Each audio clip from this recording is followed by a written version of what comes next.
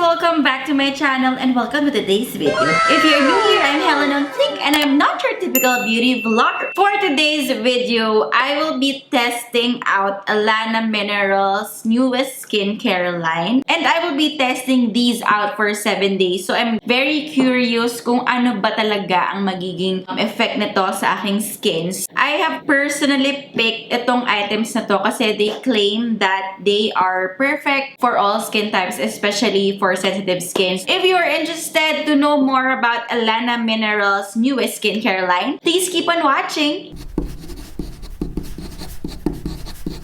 So let's get started on trying these skincare out. Okay guys, meron lang tayong light makeup on my face para matry out natin yung makeup removers. So a little bit of history lang on my skincare journey. So before, combination and dry, tapos naging normal. Before, lagi akong clear skin. Ngayong 2020, my skin changed to sensitive skin. Very limited yung products na ginagamit ko kasi toner and moisturizer lang ako. Like, hindi pa ako explore so much on more products kasi nga medyo natatakot ako mag-try out kasi it's my face. Mahirap siyang pag-eksperimentohan ngayon. When Ellana released these products na nakita ko, meron silang parang pangpakalma ng skin, ganyan. Meron silang mga ganong ingredients. So, I was very, very curious kung ano magiging effect nila sa aking skin. So, let's start with their cleansing oil. They have here the Calm Skin Balancing Lightweight Cleansing Oil and Waterproof Makeup Remover. So, this is made with Japanese Tobacco Camellia Seed Oil. So, itong cleansing oil, this is made for double cleansing. So, aside from, maghugas tayo ng face, we can use this din na pangtanggal ng excess na may iwan ng mga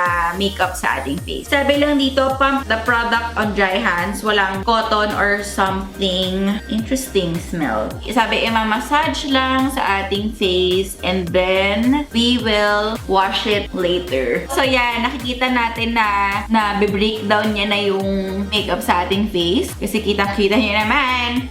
Happy Halloween! So, naglagay pa ako ng brow gel, no? Isa yun sa medyo mahirap tanggalin. Nakita niyo naman na nagbe-breakdown na siya. Nasa studio kasi tayo ngayon. So, try natin na i-remove muna ng makeup wipe. Wala naman ako naramdaman. Hindi siya mainit kasi medyo hindi ako masyadong gumagamit ng mga oil-based makeup remover. Kasi nga feeling ko baka mainit siya sa face. Bilang non-comedogenic daw siya, kahit oil-based, hindi siya magka-clog ng pores. So, siya, na-remove natin siya. I will be cleansing my face with my regular facial cleanser and I'll be back. Okay, so ito na ang close-up ng ating face. Ayan na ang katotohanan.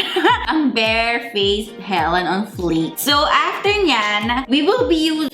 Pumipiyo ka, girl. Binata ka, girl. So, pagkatapos ng ating facial cleanser and the cleansing oil, yung next naman nating ilalagay is the Calm Skin Balancing Serum. So, this is made of Centella asiatica, chamomile, and rose fruit extracts, and panthenol. Made with pure actives, this balancing serum is ideal for delicate and reactive skin. So, same. So, the Centella asiatica helps repair the skin, while chamomile and rose fruit soothe irritation and reduce inflammation. This formula is fast absorbing and non-sticky. This is interesting. Made talaga for sensitive skin. And itong mga marks na to sa aking forehead, medyo ito yung problematic talaga. Kunyari may changes sa weather, bigla siyang appear, minsan mawawala. So it's like, now you see it, now you don't. This is 50 grams of product. And then, sabi dito, apply 3 drops on your palm and pat evenly onto skin, massage gently onto face, and then wait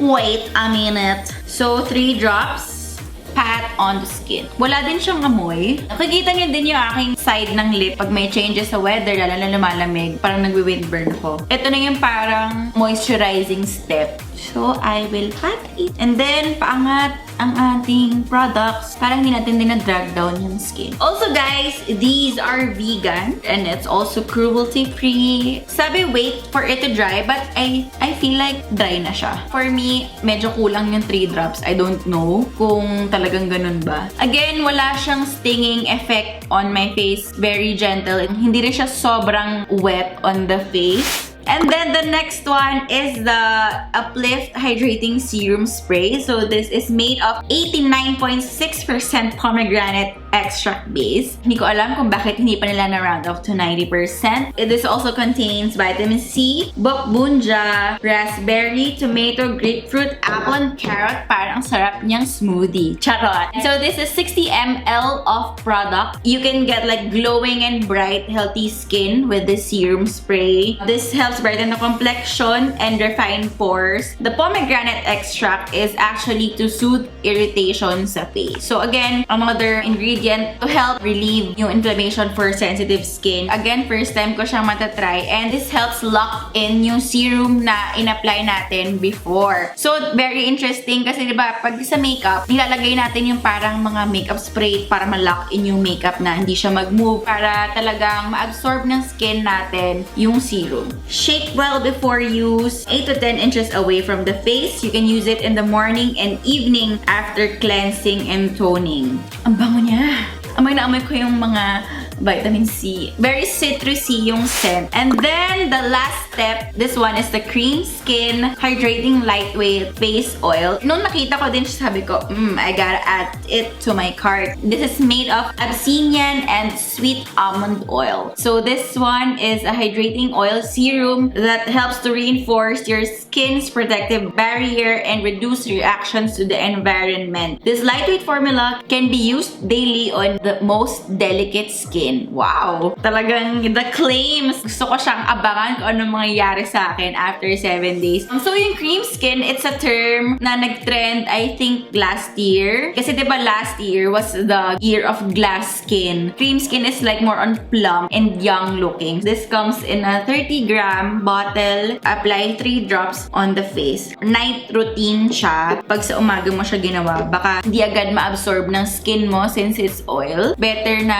pag natutulog ka na lang. Yung mga in-apply natin before, hindi siya yung parang sobrang hydrated tingnan kasi meron tayo nitong facial oil after. Ito na yung complete line nila without moisturizer, all serum, and then oils. It's my first time na magiging ganun yung routine ko, and I'm very excited kung ano magiging result niya. Sobrang iniiwasan ko talaga mag-dry up yung skin ko kasi medyo na paparaning ako na baka shocks, mag-flare up ako or something. Kanina, nung puro serum lang ina-apply ko, parang nakukulangan ako. Kaya ang sabi ko na parang kailangan ko pa mag-add kasi feeling ko ang dry. But when I applied the facial oil, parang na-cover niya lahat ng areas ko na dapat hydrated or like moisturized. So this is it for my first day of trying Ellana Mineral's newest skincare line. And I'm looking forward kung ano mangyayari sa akin within 7 days. And I'm hoping na makuha natin ang best results dito sa products na to. Good morning, guys! This is my skin after putting on Ellana Skincare Minerals last night. Siguro yung mga ma-notice ko dapat na changes. Pores, dry patches sa aking area. Meron pa akong 6 days to try them out. Medyo nanibago ako sa routine. Wala akong parang heavy moisturizers na ginagamit sa aking face dahil serum-based yung routine and also oil. Let's see kung ano yung difference na magagawa niya sa akin 7 days. Hi guys! So, ayan. I will be trying out yung day routine ng Ellana Skincare products. Ang lumalabas for the day routine, you can only use the cleansing oil and the serum spray. Hindi naman ako naglagay ng makeup. I just use my regular na facial wash. And then, I will be putting on the serum. This also serves as your toner. Ayan. And hindi ko na rin sinunod yung 3 drops kasi nga feeling ko parang bitin siya for my face. And while we're at it, I'll be applying on some lip product because my lips are on total windburn situation. And then, i-apply the serum spray. I feel like ito yung unang mauubos sa akin. Medyo excited siya kung mag-apply ng spray. Bango talaga. I love it. So, this is now my day routine. Siguro later mag-add lang ako ng mga CC cream ko, ganyan. And so, this is my 7th day of using the whole Ellana Mineral Skincare skincare line. Hindi ako naglagay ng base para mas kita nyo kung ano yung naging effect niya on my skin. Nung una natin siyang tinry, I just put my kilay and my lashes and some tint and then lipstick para mas may kulay ako. Yung glow niya, ito ay galing dun sa oil na ginagamit ko. Ito talaga yung first time kong hindi ako nagmo-moisturizer. To be honest, sobrang naninibago ko sa una kasi gusto ko yung parang ang basa-basa nung face ko. Feeling ko mas plump yung skin ko. Medyo game-changing siya kasi serum spray and dun yung serum lang yung ginagamit ko. So, eto talaga parang na-change niya yung habit ko when it comes to my skincare. Para akong merong base. Grabe! May mga days kasi talaga ako na meron akong mga lumalabas sa skin ko na mga pula-pula. Pero Ellana Skincare was able to tame it down. But what I really like is really the glow. Oh my gosh! Sobrang proud ako. Chaz. When it comes to my pores, nakikita ko yung dito sa cheek area. Sa nose, wala pa masyadong changes. But then again, I'm just using this for a week. Siguro after 1 month or by the time na naubos ko yung product.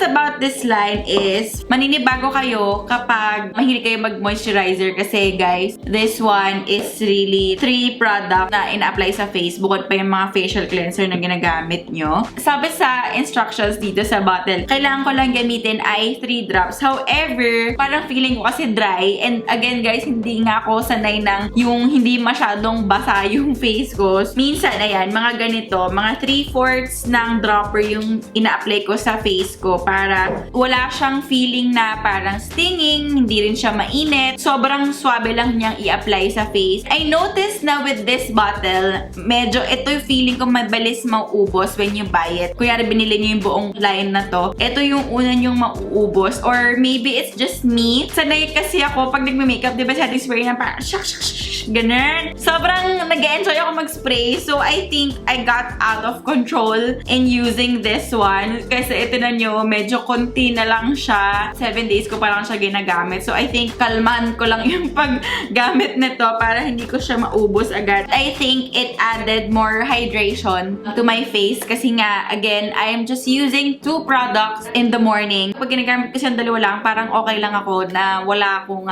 again, moisturizer. Makita nyo, this bottle really goes a long way kasi halos hindi siya nabawasan. I just use this at night and I noticed na when I use the oil, until the morning, may glow siya kasi nga oil siya. Sometimes, kapag nasobrahan ako sa pag-apply, it tends to be oily. So, I have to blot it. Glowing siya and I think it helped in minimizing my pores. I expected oils to be heavy and sticky on my face. Wala siyang negative na feeling for me when I apply this. What I really like about this one naman, kasi it's very gentle on the skin kasi nga oil-based siya. For me, hindi na agad natatanggal yung sa mascara ko. This is best for sensitive skin. So, kung naghahanap kayo ng makeup remover for sensitive skin, this is really a good product for you. So, this is my 1 week of using Ellana Mineral Skincare line. And I really enjoyed using this kasi again, bago siya for me. Again, wala siyang moisturizer. And it really works well for sensitive skin. And mahirap talagang maghanap ng perfect na skincare for sensitive skin kasi nga, madali tayo ma-trigger by ingredients. But this one, I can tell you na wala naging parang bad effect sa skin ko, especially on my face. Rather, it improved my skin. You can see the glow, the pores, smaller than the usual. If you are also someone with sensitive skin or you have a normal skin, I recommend you trying the Ellana Mineral Skincare line. And I will definitely keep you guys posted on my Instagram stories kung ano yung magiging result niya in a month or by the time na naubos ko siya. Because this is perfect for like people who are lazy, ganyan. Kasi imagine, in the morning, dalawa lang i-apply nyo sa skin and in the evening, 3, diba? Compared sa skincare ko dati na ang dami kong ginagamit. So, sobrang perfect nito. And also, it's a local brand, so sobrang nakaka-proud. Talagang hindi siya one skincare fits all, ganyan. It's really targeted for different skin problems. Okay na to, hindi na kailangan na iba pang hype. Kasi makita nyo na ito na yung naging effect sa skin ko.